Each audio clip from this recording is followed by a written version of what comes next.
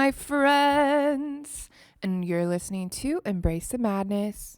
I hope everyone is having a lovely day. It's snowing like crazy in Memphis, so it's really cool getting to see all the snowflakes.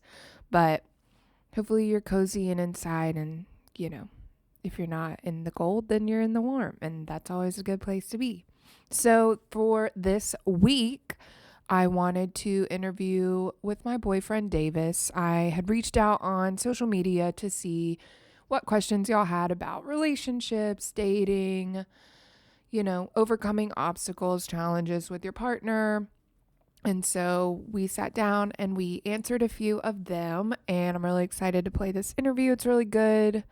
We talked about, our story and what it's been like living together for a couple of months and how we've been dealing with problems and really just what our relationships looked like the past year. So I'm excited for you to listen and let us know what you think.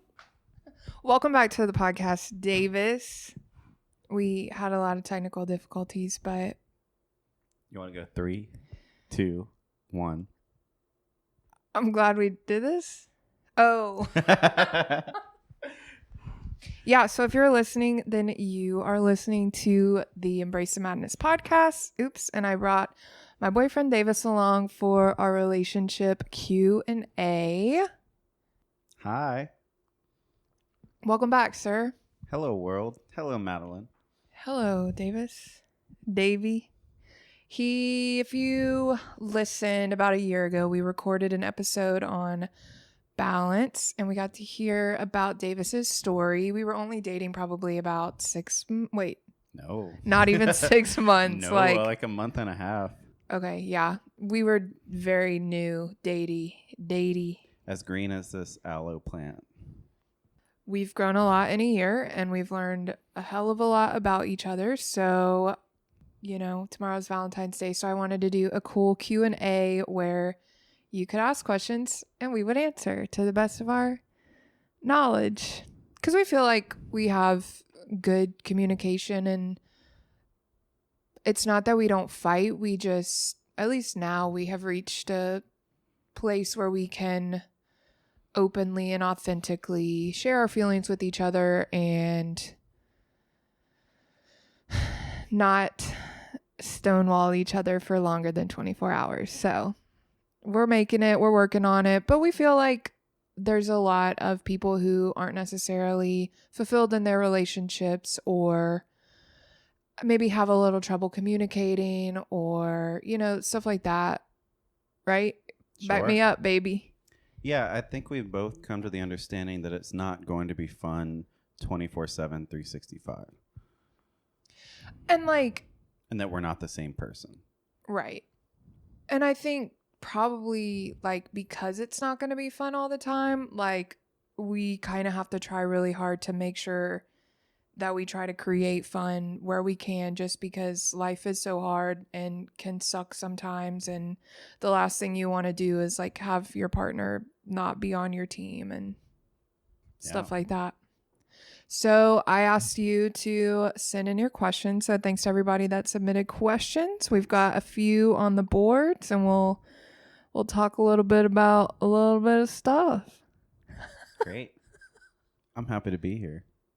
Davis told me not to tell anyone, but he's not wearing matching socks. I'm going. She's right. We got stripes and we got solid. Some of you may be watching the video for this podcast. For my $15 not Patreon subscribers, we're adding the video along with the audio. So if you're just listening to the audio and you want to watch us be goofballs, then you know what to do. Get on patreon.com/embracethemadness and you'll see everything on there. So I kind of grouped the questions into kind of themes. So what our story was, how do we meet each other, what our first impressions of each other were. So we'll kind of go in that little fashion. But yeah, so the first question is, I guess, let's see. Can I talk before the first question? question? Yeah. You say whatever you want to say. Awesome. I just want to say that I'm so proud of you. Oh, baby. This is not a paid endorsement, by the way, ladies and gentlemen. I'm so proud of you for doing your podcast and staying with it. And I know it hasn't always been easy, but yeah, you out here speaking your truth just makes my heart so big and warm, but not so enlarged that it causes uh, heart issues. It's just a normal sized heart, but metaphorically is large and warm. And That's so sweet. Thank you. You've been since with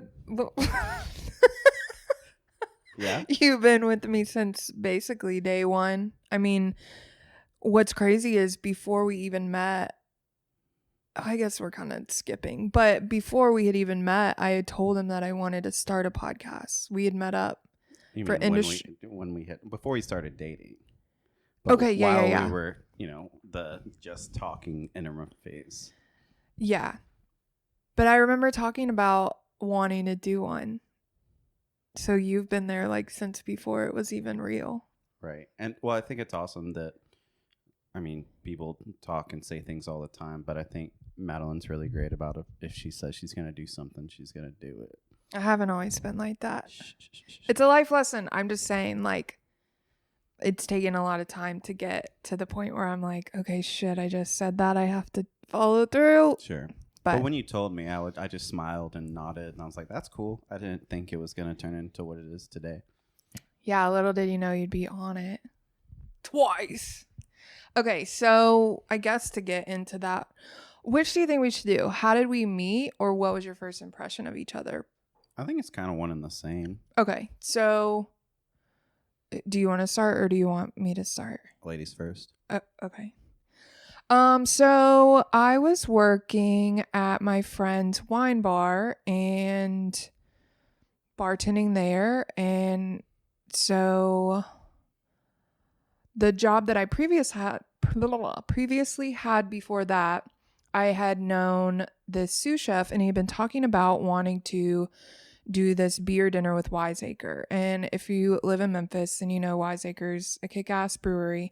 And so they were my favorite beers, and I was like, oh my God, I think that'd be the coolest thing.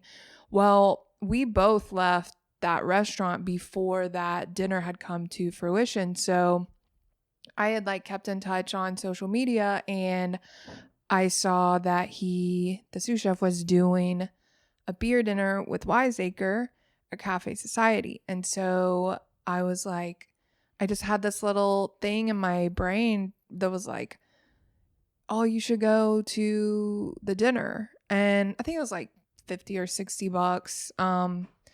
And I was like, well, I guess I could go by myself. I guess there's nothing really wrong with that. So I went, and it was like a lot of like middle-aged older people. And so I just kind of felt like silly, but whatever. I was there to eat and drink beer, and Davis and another coworker were doing the what's it called? Facilitating the beer dinner. Facilitating the beer hosting. dinner. They were like the host. They were telling Wiseacre's story, talking about the beers, all this stuff, talking about the pairings. And so after the dinner, I mean, I thought Davis was cute, and I feel like I had seen him before at another job I worked at, which I guess would make sense if he was doing sales.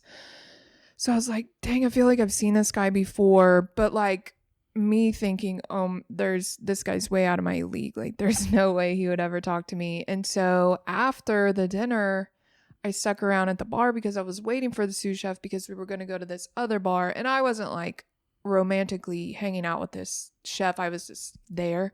But then Davis and his coworker were sitting at the bar, and they got a drink after the thing, and then I guess we just started talking, and I don't know, it's just kind of weird. Like I never thought anything would happen after it.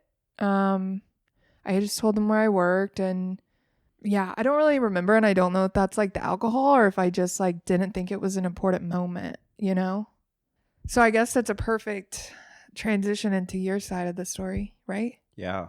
I did many of these beer dinners, and sometimes, the level of engagement by the people really varied. But Madeline was just sitting front and center and giving me her full attention, and we endlessly debate. But I think she was wearing just this all white flowing gown, just angelic. There was a light shining. It was definitely black with flowers. Light shining from heaven upon her. I just really thought that she had wonderful energy and was giving me her full attention. And yeah, I told my coworker, like, as we were getting in the car, I was like, I was swooning for sure. I knew that there was something that I liked. There was like a light in your eyes that I was very attracted to, as well as your silliness, as well as like we had a nice in-depth conversation at said bar. Yeah. And so I think I had just ended a relationship, so it felt kind of too soon to hop into another one. So I think I just told myself I just want to get to know this person. I don't have any intentions.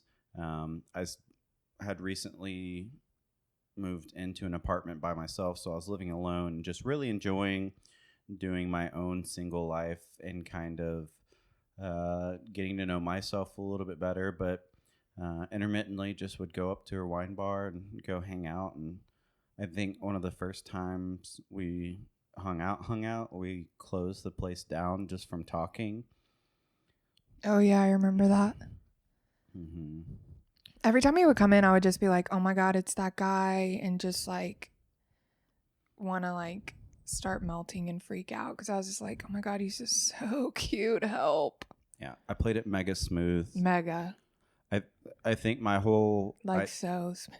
The idea the whole time was like, if it's not meant to be, it's not meant to be. But I can at least hang my hat on the fact that I know that I enjoy talking and spending time with this person. Oh, she's crying. If you're listening, I'm on not audio. crying. I'm owing. I'll probably cry though. Yeah, every time he would come in, he would just talk about.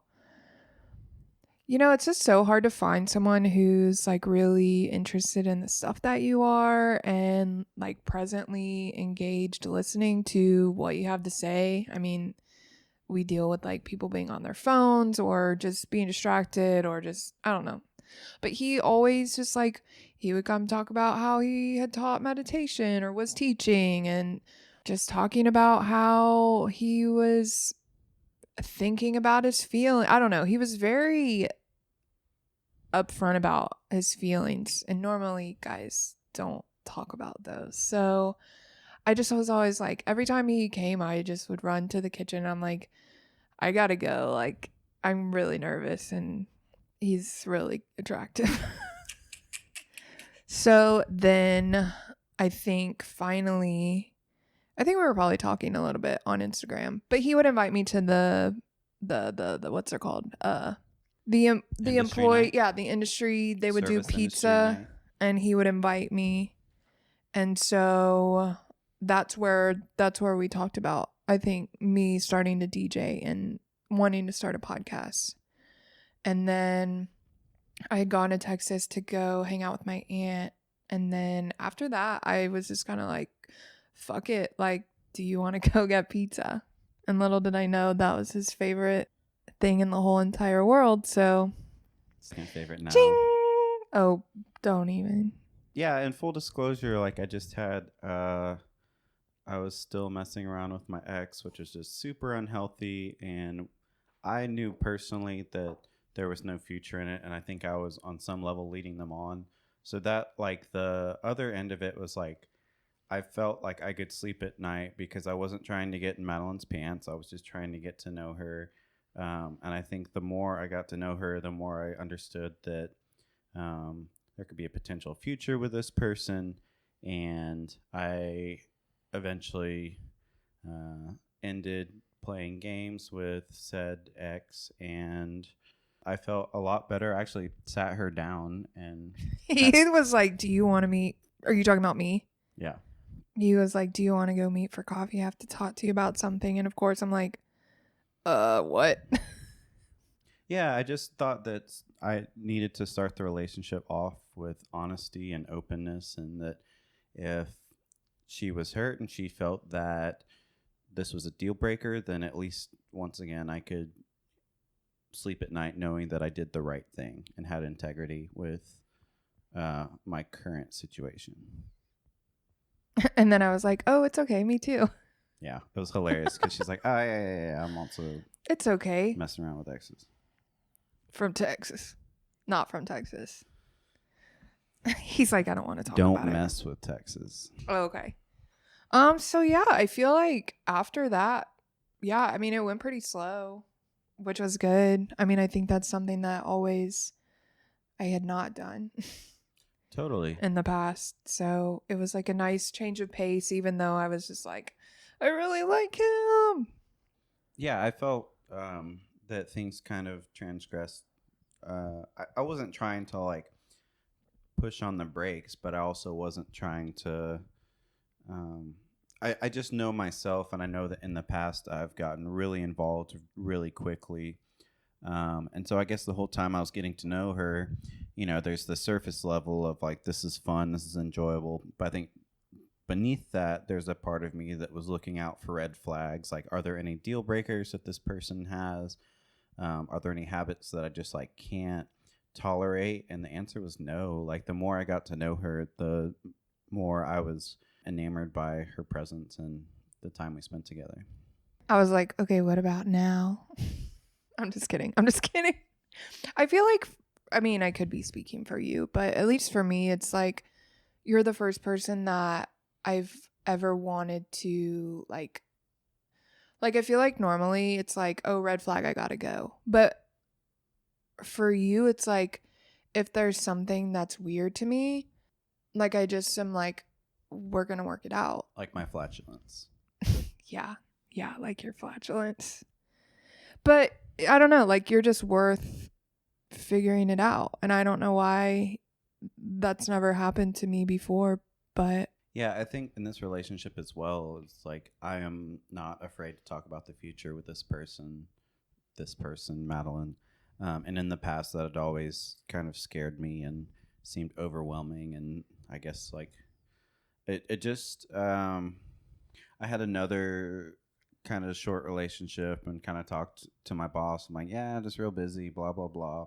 And he just like kind of calmly responded with like, well, if it's the right person, you'll make time. And like that really kind of like opened my eyes to just kind of waiting and knowing when it's time to exit a relationship, and the forever cliche of when you know, you know.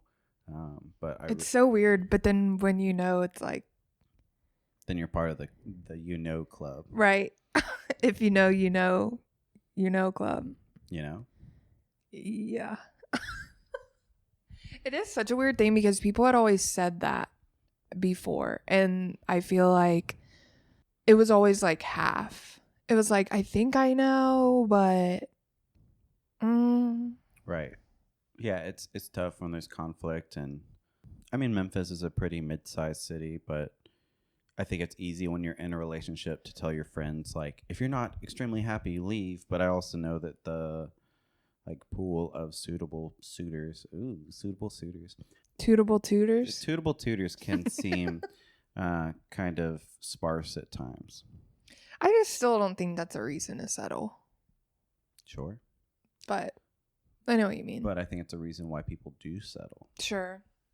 Yeah, I get that. But I think, and I don't mean to be like speaking too far ahead, but I think we both approach the relationship with, we, as in ourselves, are the most important people in our lives, and that we are choosing ourselves. And like, we didn't feel the need to enter in the relationship to fill a need. Yeah, I think that's something. I think it's just like a big thing that I realized, like your capacity to love yourself is proportional. I can't think if it's proportional or inversely proportional. But proportional to your ability to love someone else. What? Are you laughing because that's what we've been talking about? We talked about this. But we were talking about compassion. But okay, anyways. She's trying to divert. She's like, abort, get out of here. Well, I feel like we were talking about something different, but I don't think so. I think the statement was, and we were talking about self-compassion. Well, maybe. I Yes. think that included it. The statement that's not my statement, is Jack Kornfield's statement, is that you can only love people to the degree that you love yourself. And I'm not saying whether I agree or disagree with it. I think that I agree, but I think so. Well, that's just what I meant. Like, I think you and I had both. I mean, I know you were. Well, I guess y'all had been broken up, but Like, I had been like post a really serious relationship and I didn't want to do the work, but I feel like being alone and doing all this work on myself and understanding why I felt like I needed to look outside for validation helped me Sure. remember that it was inside. And it's almost like the minute that you realize that, the key unlocks. And then it's like, okay, you're ready for a partner. Sure. Yeah. But yeah, I'm glad that we had both done the work so that we didn't like need each other in that way. Sure. Well, and like I said, I think what really helped our relationship in the early days was dropping any idea of expectation. What do you mean? Like no expectations or no agenda. Like me seeking out your presence was the mere enjoyment of us spending time together. Like I said, I wasn't trying to get you in a relationship. I wasn't trying to get into your pants. Like it was simply like, yeah, I enjoy spending time with this person and I want to continue to. Hell yeah. You so sweet. So yeah, hopefully that answers your question. I mean, I guess my first impression of you was okay, maybe I should tell the story from when I worked at the kitchen. So my normal first impression of Davis was like, holy shit, he's so out of my league. I don't even know why he's talking to me. But my actual first impression, I'm pretty sure it was you because I'm pretty sure. So I was bartending in the daytime like 3 years ago. And someone comes in, nobody's at the bar. It's like 2 p.m. So like it's after lunch, before dinner, stuff like that. Nobody's in there. I'm like cleaning. This guy with blonde hair plops his laptop and his stuff at the end of the bar. And I look and he's not wearing shoes. And I swear to God, that was Davis. And I was Can like, neither confirm nor deny. and I can't either, but it has to be. But I was just like, who the fuck is this guy that just took off his shoes at the bar? That was my And literal. I've got pretty smelly feet. Well, I don't know if they smelled then, but I'm pretty sure that was my actual first impression The of you. audacity of this man. And I'm pretty sure that still lingers today. The smell. Who the fuck took off his shoes? Okay, what was yours of me? Are you going to talk about that angelic white dress or? Yeah, I mean, I vaguely remember what she's talking about from the kitchen. I don't know. At that time, too, when I was working for Wiseacre, I saw so many people on a daily basis that I couldn't really speak to. That vaguely sounds familiar, and I probably remembered your name because at that time I was like really good at remembering people's names, but I don't know if you ever told me yours in that moment, though. It's okay. who knows? So what was your first impression of me? Yeah, I don't know if I could count that because that's like a vague memory. Right. But the first impression was that The white dress. you were very present Mm. and that you were giving me your full attention while like other people at this beer dinner, like a lady said, we're already like 2 or 3 cocktails in and we're talking the entire time during my spiel. And so like a lot of times when I'm giving these presentations, I'm like looking out, I'm like, please, someone, like, can I stare at you while I'm talking? And she just had the most kind, amazing energy and This guy. Okay, so those are those questions. And let's see. Why are you guys so cute? Do you have an answer for that? I was born this way. Baby, I was born this way. It feels like karaoke. We do karaoke in these microphones too, so it's kind of like Yep. It's a party. Yeah, I don't know. I think it's just because we really care about each other and we're just there for each other. Maybe. I don't really know. It's kind of a subjective, I think, thing because some people might not think we're cute. Well, I think we often just try to keep things lighthearted and enjoyable, and we're both humor-oriented people in general. Silly. Yeah, so I think that kind of adds to our cuteness. Plus, we both got the cheeks. Butt cheeks? No. But yes. Oh, goodness. Okay, tell us about your love. I love the heck out of you. Yeah, I think our love is ever evolving. I think Yeah. that since we're living together, we're trying to come up with more and more ways to keep things spicy. And I think we both are aware of the potential of things to become stagnant and routine. So, um, what was the question? Tell us about your love. Yeah, I think our love is less naive than when it was when we first had that podcast, because I think it was like you're just running off of so much oxytocin and everything's exciting. And I think that, We hadn't even dealt with anything right. that was to come. Yeah, I think our love is just may not be as glittery as it was What in was that? glittery. Oh, Um, I was like, what? but I think it's so much more deep and profound, and I perpetually find ways to gush over you still. It's not hard. You're right. We just have this feeling, I don't know, that we've done this before. Like, it's like this deep part of me that feels like Davis is my soulmate. And I've never felt like that about anybody. Yeah. So I just feel like our love is authentic and real and special, and it's wonderful. And that if you're listening to this and you're single, don't stop till you Yeah. find this. Don't settle, even if you have to move out of your hometown I or get on a dating website. It's okay. But yeah. I think that might be okay. The question is, what's the best relationship advice someone ever gave you? And I feel like that's probably the best one that I've gotten. Don't settle. Sure. What about you?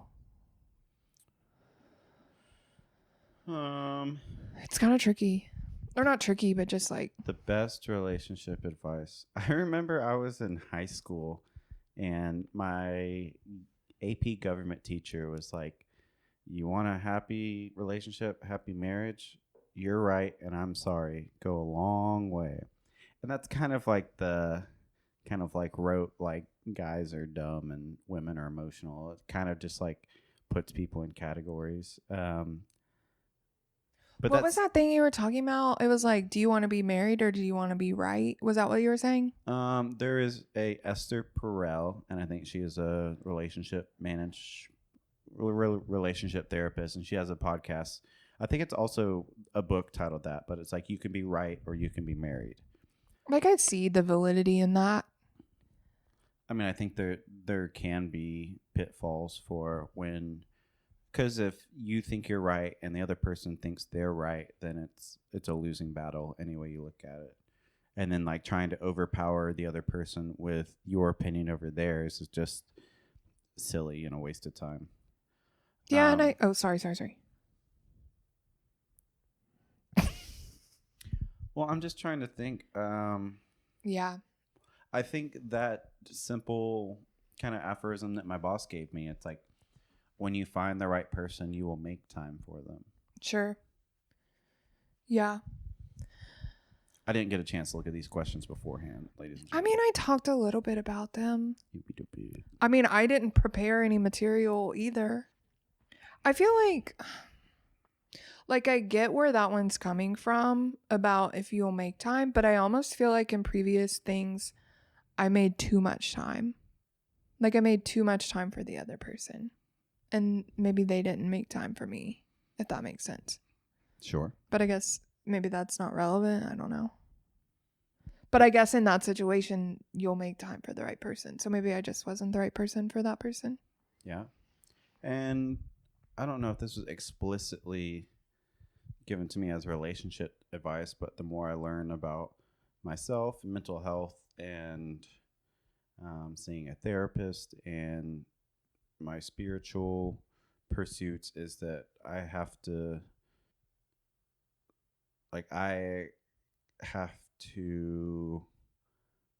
work on myself and cultivate myself, because I think I find myself often wanting to be a people pleaser and like, oh, if I just make the other person happy, then the relationship will be great. But I think it really relies on me making myself happy and putting myself first so that I can be the best partner I can be for this I lovely woman. agree. I mean, yeah, it goes both ways. Like, take care of yourself so that, yeah, because if the other person's happy and then you're not happy, then Worky. worky. Yeah, so we've been living together, what, like 2 months now? 3 months? I guess 3 months now. Whoa, okay. I've never lived with a partner before. Davis has, but it's been it's been interesting. I mean, I don't say that Been like, an adjustment. yeah. I mean, yeah. I mean, like, if you go from living by yourself, like I lived by myself for 3 years, and you just get used to living by yourself. And then, well, one, we didn't really quarantine together. I couldn't imagine quarantining. I don't know. I mean, I guess I don't understand because I wasn't there, but like having to quarantine with someone in the same house forever. Like if we would have moved in at the beginning of quarantine, I mean, we're still.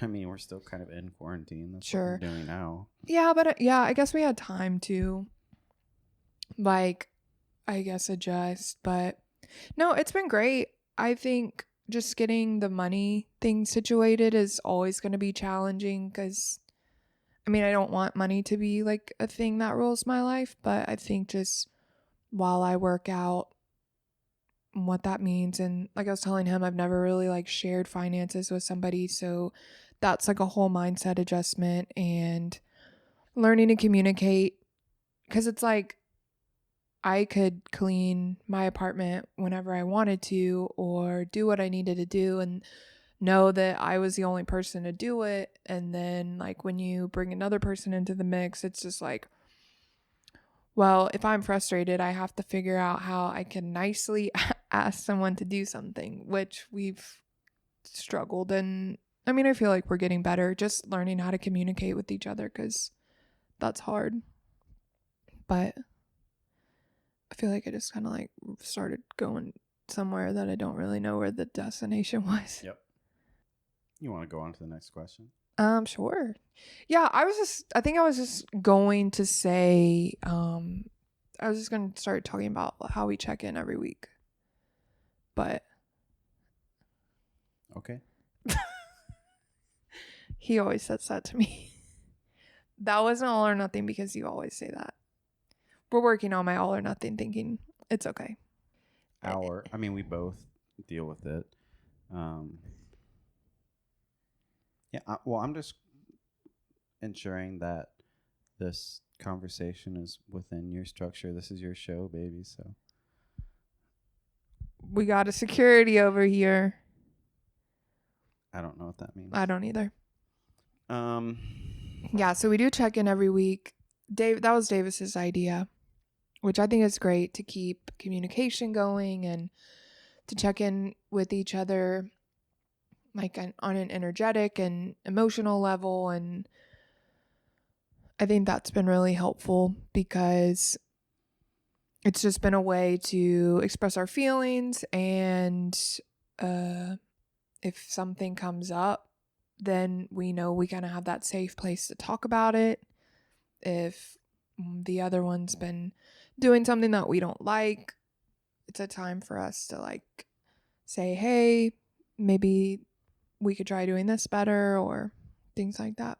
What do you think? yeah. I mean, it was your idea. Yeah, that was one of the questions, right? How do you deal with bringing up sensitive topics? Oh yeah, I guess we can answer that one. How do you bring up a sensitive topic that you know you need to talk through? Yeah, I think having that space is really helpful because a lot of times when the conflict arises, I'm not ready to talk about it. I'll either need time to process or need time to be butthurt or, um, yeah, I think um, it's tricky because you don't want to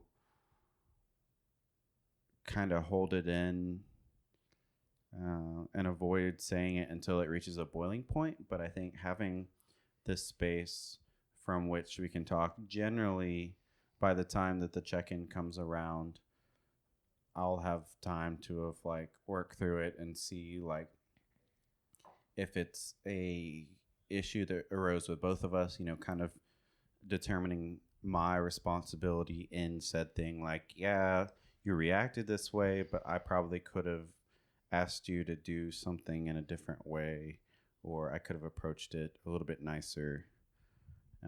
So having a weekly, yeah, we do how we're feeling physically, emotionally, mentally, and spiritually. I think it's PEMS is the acronym. It reminds me of PEMDAS. The math, parentheses, exponents, multiplication, division, addition, subtraction. Gotcha.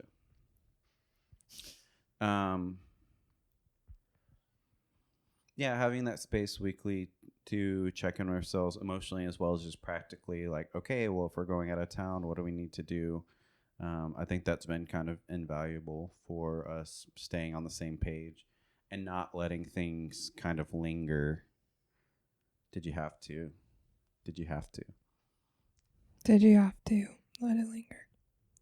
Yeah, I mean, and even to like further answer that question, there's been several times where it was like Tuesday and we do check-ins on Sunday and it was Tuesday and I was like, there's no way I can not talk about this until check-in. So it's been like, how do I bring this up? One, I have this kind of conflict with myself. I'm like, is this even important? Because I have a tendency to, and I'm trying to change it, actively changing it. I have a tendency to downplay if I think my problem is serious. So I'll just say, oh, you need to get over it, blah, blah, blah. I can validate your own feelings. Right. And so first of all, I have to decide that the problem is worth talking to. But I've kind of come to this conclusion of if it's bothering me, it's important. And so then coming to this place of kind of like David said, like taking some time to process it. And if I need a journal about it or talk to my therapist about it, I do that. But I'm the kind of person where if I don't say something, it will eat me alive. And it's hard for me to stay present if I've got those like feelings inside of me. So I think really just trying to figure out what it is that bothered me. And I'm not sure if you are familiar with like eye language and like when you talk to your partner, just instead of like accusing them and we have a lot of practice with this, like instead of saying your messiness is bothering me, like maybe change it to I feel unsupported or things like that. Just identifying what feelings you're feeling. And also like it's always not up to Davis to fix those things for me. I think I have to kind of take some time and sit with myself and say, well, why are you getting triggered so hard? What's going on for you to feel this way? What is the primary emotion that's coming up? Maybe what are some ways you can talk to Davis? And I think that's where journaling really comes in handy because I'm able to kind of draft what I want to say and it kind of helps me to process my feelings. And so if it's sensitive and if it's like something where I know Davis might get upset, I have to remind myself that however I'm feeling is valid and I need to say it because it's bothering me. And if I don't say anything, it's going to eat me alive. So just kind of like boosting myself up and just saying, this is important to me, so I need to talk about it. And then breaking it down to where basically, I guess the goal is to not say you. And he wants us to kind of dive into what is their name? Marshall Rosenberg. Yeah, it's kind of like this way to communicate your feelings and nonviolent communication. Yeah. Where you speak from a place of needs. Yeah. So really just communicating, because when you are authentic and vulnerable in that way, I think yes, people will get defensive and angry, but I think like if they understand how hurt you are and how much this is bothering you, it kind of shows them like, oh shit, like maybe I need to listen. Maybe I need to see what's wrong. Maybe I need to see if I can help. Maybe I need to see if I need to like change my behavior or something. And that way it's like creating this more authentic, vulnerable space. You're kind of like setting the groundwork for your partner to also be vulnerable instead of just like coming at them like, why the fuck are you blah, blah, blah, you know? I mean, that's how I've felt because there's been a lot of sensitive stuff. Like if Davis says something that hurts my feelings, or I feel like it's hurting me as a person, or if he did something that I thought was kind of mindless and it really made an impact on me, like I just have to tell him. And that's okay. I think I love him no matter what, but I also love myself and I deserve to kind of create that like boundary for respect for myself. So that's how I have been going about talking about sensitive things. Yeah. Because the inevitability is they're going to come up. So like you better figure out how you can do it and start doing it, because it's only going to get harder the longer you wait. I found. Yeah. Yeah, it's difficult too because I think sometimes, and this is just a broad generalization, but sometimes men have a tendency to shut down and kind of stonewall. And like we were getting into something the other night and I could feel myself like getting like wanting to fall asleep. Like it was a very physical reaction to her expressing needs. So I guess the one thing I would say to either or to anyone out there that is needing to talk about a sensitive topic, to not be afraid to bring it up more than once.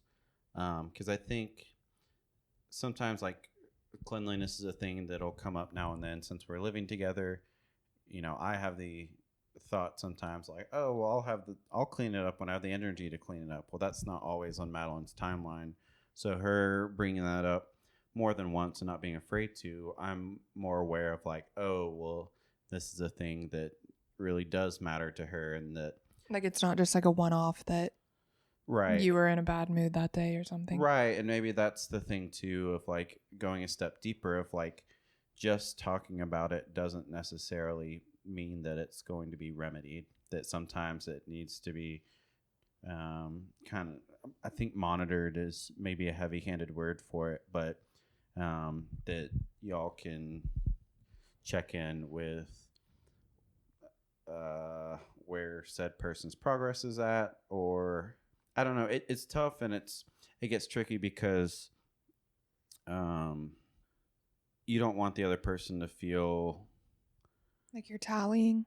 tallying, or you don't want them to feel like, Like or at least I personally don't want to feel like it's juvenile or it's like being praised, like good job, you did it, you did a good job, but like. Such a fine line. Yeah, but I think healthy words of affirmation of I really appreciate when you did, like when you do see them make an effort to act upon said sensitive topic. Um, yeah, that can help them have an incentive to continue. I agree. I think too, like going back to the if you need to bring it up more than once, I think at first I was like, it's not my responsibility to have to bring it up all these times. Like, Oh you my should God. know. Like that pissed me off to no end when my parents were like, I shouldn't have to tell you. Blink, blink, blink. And I mean, there's like validity in it, but I think I realize like if my needs are important, like that I can just get over it. Like asking for flowers. Like if I really want this, then I can just get over like it bothering me that I have to say something again. I mean, I think like probably after 4 or 5 times, then that's like, okay, we need to have a sit down. But yeah, I mean, I think I've just realized like my sanity is more important than like my frustration my frustration with having to repeat myself. I guess if that makes sense. Yep. You're like, ugh. Okay, so next question is why you better looking than Davis and how can I win too? Next question. I don't think that's true. I don't think I'm better looking. I think we're pretty equal. Next question. Actually, I always thought he was cuter than me, but maybe it's just radiating with authenticity. That sounds really cliche and cheesy, but how can you win too? I think loving yourself, just being who you are, not being afraid to be who you are, and you can win too. You'll find your soulmate. Right? I think the question's silly. I mean, duh. I think that, I mean, just talking about winning, I think we both have a mutual understanding that we're on a team together and that Yeah. kind of like the not trying to prove that our opinion is right rather than it. What's more important is that we can come to a consensus. Yeah, I really think that's been helpful. Like, because there are times when both of us will just be like, I don't understand why the other person won't see it from my perspective. And I don't, not like we're being obstinate, but just like I am firm in the way I believe about this situation, just as you are. But like, we have to come to this other level of like, okay, well, we got to figure out a compromise because we're on a team. And if we're just fighting each other about this, it's just going to be a lot harder. Right. Yeah, and I've been in past relationships where we specifically don't talk about certain topics because we already have an idea of how the conversation is going to go and how it's going to end. So I think we both have an ability in this present relationship to stay flexible, and it's kind of fun when you can. It's almost like not a race of like who can compromise first or who can apologize first, but it's like it's fun to make an effort to see it from the other person's perspective so that we can choose our relationship over whatever minute's the wrong word, but whatever specific issue we may encounter. Does that make sense? Hell yeah. Yeah, and I think that's something, I mean, I think it's something that as you grow, you're able to do a better job of, but just like treating the relationship like it's like almost like a third party. Like, I think that's something that I've never done really well before. Just remembering, like when we got into that thing about me wanting the glass of wine, and we had this kind of like disagreement where we both kind of had two completely different perspectives that we were both just like, what the F? But then like Davis made a good point of like, well, you were being kind of selfish in that moment and not thinking about like just thinking outside of yourself and like about the relationship. And I was just so like, I am going to do this because I want to, that I didn't even realize that I was doing that. And so I think just really just remembering that it's like something that you have to nurture too. Like you have to nurture yourself and then you have to nurture your partner, but then you also have to nurture the relationship. And like knowing, okay, I got to do my self-care, but then we also need to spend quality time and being able to balance that. It's like the Sims, like when you don't feed them or exercise them, or you know what the Sims are with the little green thing on their head. Aliens? Yes.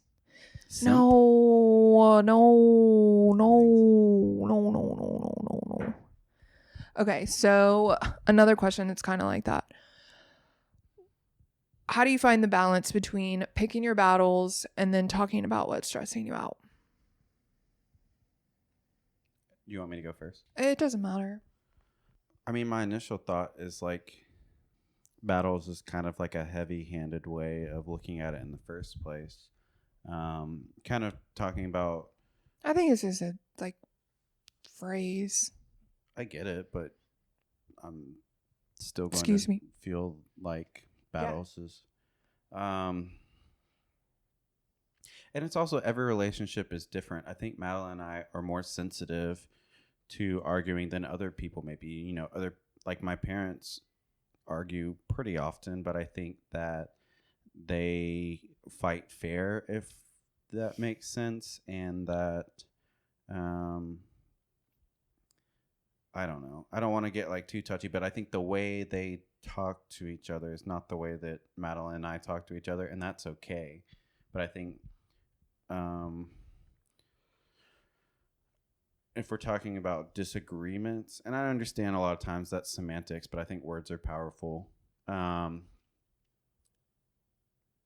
the difference between your Picking your battles and if something's really bothering you. How do you know when to like drop it and let it go or to bring it up? yeah, I think that that takes you looking into yourself and looking into your heart. I think oftentimes I want to ensure that um, I'm not being a hypocrite, you know. So That's um, important.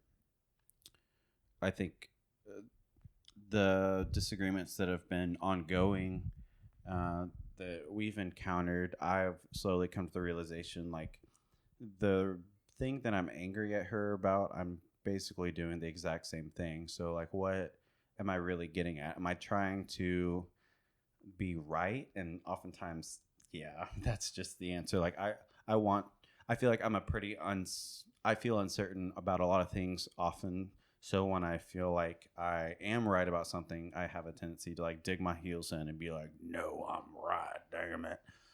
Um, I decided. I'm confident. I think that, and it might seem exhausting, but finding a way to just reframe the question, because, like, who doesn't want to make their partner happy, and who doesn't want to, um, who doesn't want the relationship to succeed? And if you're saying that you don't want your other partner to be happy, you don't want the relationship to succeed, like leave tonight, like run, don't walk. But No running. I think if you look into, um, is this once again like is being right more important than the health of the relationship? With that being said, I know that there are some things like if you ask someone to do something repeatedly and they continue to not do that, then it's almost like you have to come to the conclusion: are you going to live with that? Can you live with that, or are you going to continue to struggle with it? Yeah. Yeah. I mean, and like you said, that definitely takes like knowing yourself and because only you can answer that question. Right. Yeah. It's this question's kind of tough when you don't have like a specific scenario. But Well, I think what came up for me is like, okay, so Davis and I just have different levels of cleanliness, and that's okay. I'm much cleaner. Anyways, I think I can, that's definitely a thing where I have to pick my battles because it's like I can say something every time that something like isn't done or got left out, whatever. But then there's like, I don't know, I heard this thing and it was like, if you want something done, just do it yourself. And I think that's been a big kind of realization because I can like nag Davis all day long, but like if he's just not looking to do that or he just doesn't have that pair of glasses to be able to see things in the same way that I do, like he's not going to do it. Or if it doesn't bother him the way that it bothers me, then it's just always going to bother me and it's not going to bother him. And so like I'm trying to get more in the habit of like, I mean, I think there's boundaries and it's just such a fine line. Like, if I want to set this thing, like the kitchen needs to be clean before we go to bed, I mean, I think that's a fair boundary.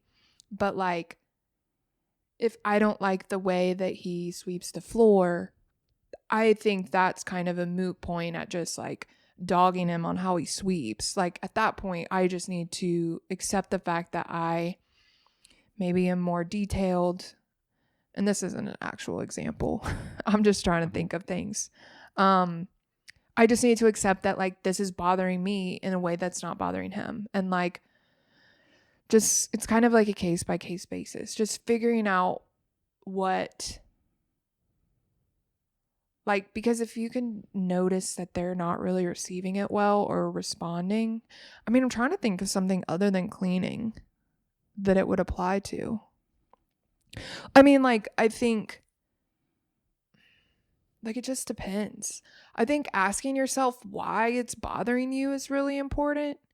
I also like what Davis said about like asking yourself like am I reflecting this behavior, because I think what I try to do, I just always believe that other people are your mirrors, and so I will try to, I don't always do it, but I'll try to say like am I getting upset at Davis because I'm not doing it? Like am I upset at Davis for being distant because he's being distant, or am I the one being distant? And it's like, I have to kind of get real with myself and say, are you just projecting it onto him, or are you actually like doing this to create this? And so it's definitely a case by case basis, but I think you could apply the sensitive topic advice and just like have a heart to heart and just be like, Davis, like, I'm having this thing and it's really bothering me.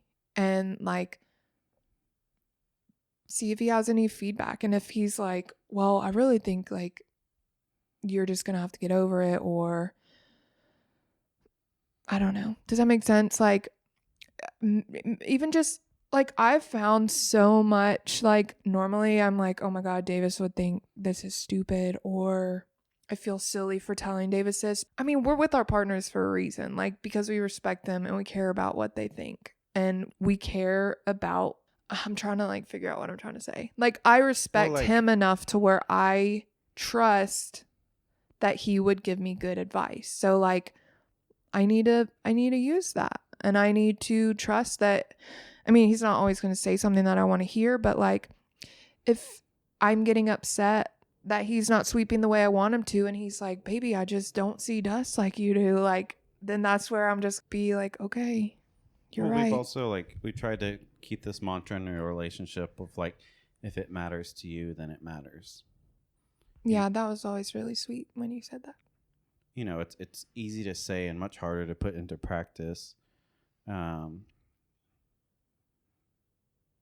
but yeah, I think that that ultimately can help fuel a healthy, happy relationship. Because then it becomes like a team thing. Right. And you're like, "Okay, Madeline's really struggling and she doesn't really know what to do. What can I do to maybe help her? Is it something that I can change behavior wise, or is it something that I can help get her to like adjust her mindset?" And then it becomes like two people attacking a problem versus like one person alone or 1v1.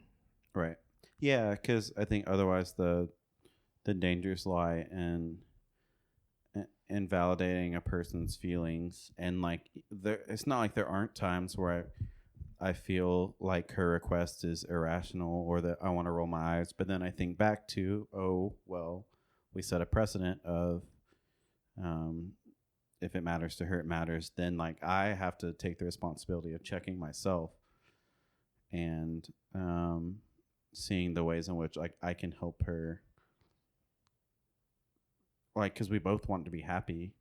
You know, I think often like a lot of what we're talking about is like if you can go back, like things can get so complicated of their wants versus my wants, or the way she does something versus the way I do something. If just bring it back to simplicity of like we both want to be happy and neither of us want to suffer, then you can kind of um, reset there and move forward.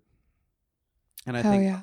oftentimes, like, well, like I used to think that like, oh, things have to be resolved immediately, but I'm at this point, I forgot what where I heard this from, but like it's okay to go to bed angry. It's okay if things aren't resolved because if you try to force a resolution and both parties aren't ready, that's where things start to get nasty.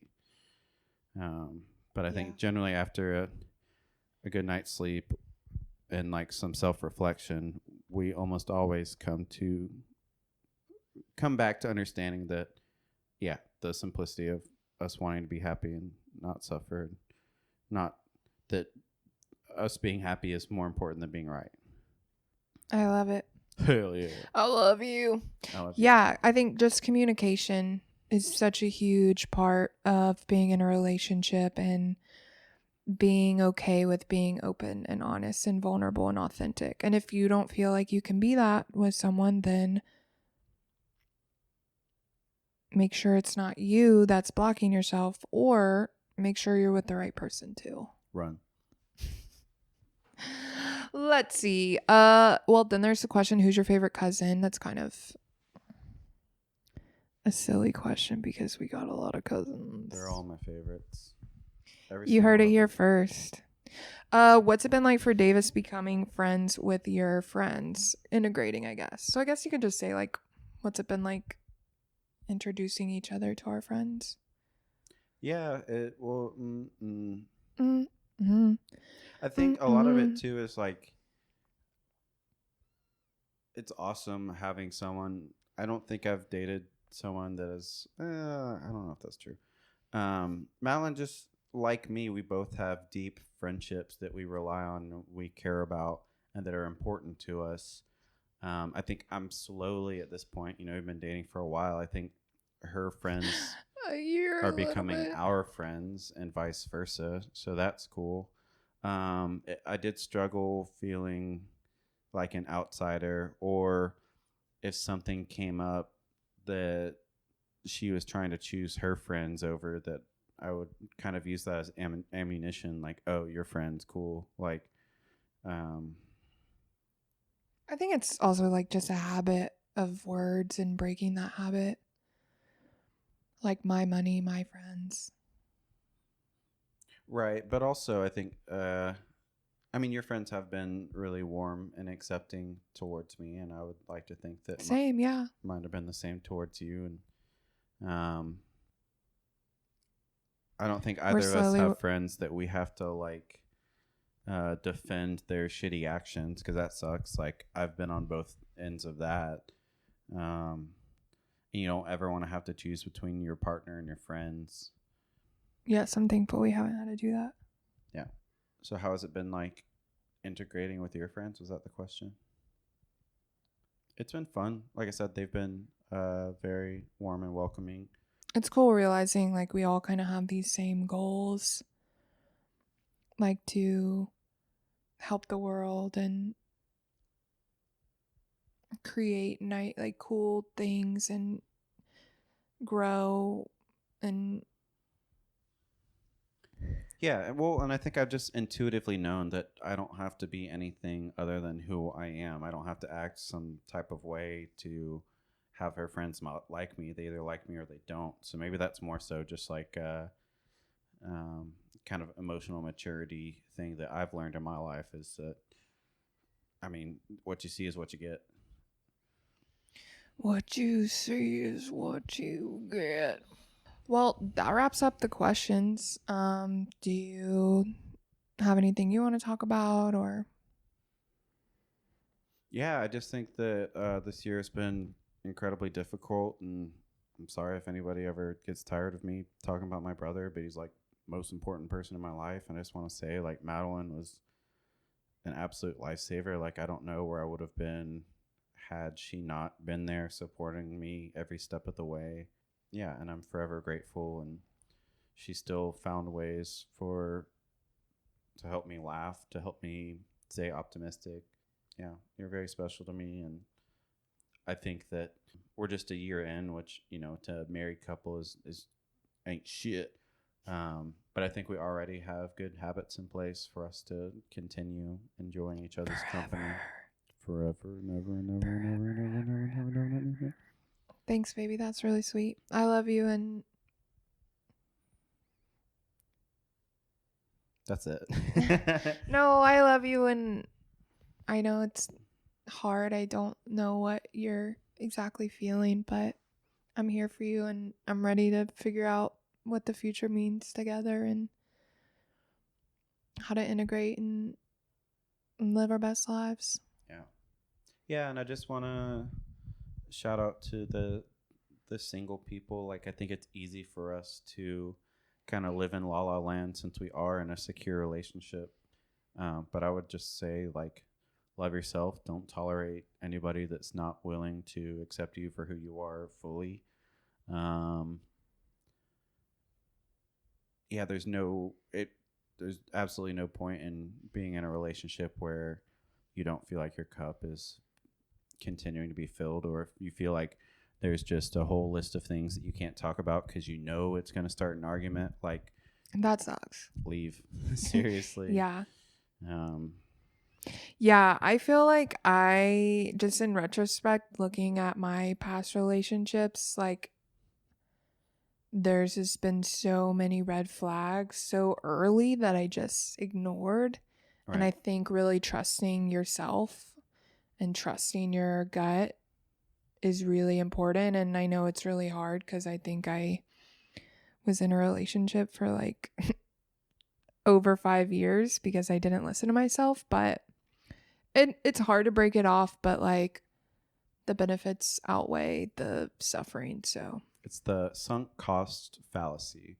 It's to think that since you've put X amount of time and energy in it, that it must continue. Well, like, it's a fallacy for a reason. Like, no, like, it doesn't matter if you spent 80 years with this person. If you wake up one day and you understand that they don't appreciate you, they don't accept you for their needs, and deuces. That there's someone out there. If you obviously you can't just like leave that relationship and not work on yourself. If you leave the relationship and continue to work on yourself and continue to like love yourself, like, you'll find yourself in a position like Madeline and I are, where we feel like on some like woo level that the universe has like blessed us with each other because we did the work and because we put in the time and effort to grow ourselves. Then like we found the right person at the right time, and it's so much fun. It's so awesome. so much fun. Like the crazy thing is like none of my previous boyfriends liked EDM. And like I think now knowing who I am, like Davis has like been to all my shows and has always supported it. And like just thinking about trying to be basically, I guess what I'm trying to say is like if you feel like you need to hide yourself or you feel like ashamed because you like something in your partner thinks it's weird or thinks you're weird, or like that's a big hell no. Right. So thanks for supporting me in my weird dreams. Totally. And that's not to say that we have to always like the same things. Right. Like jam bands. I'm just kidding. Like jam bands. Yeah.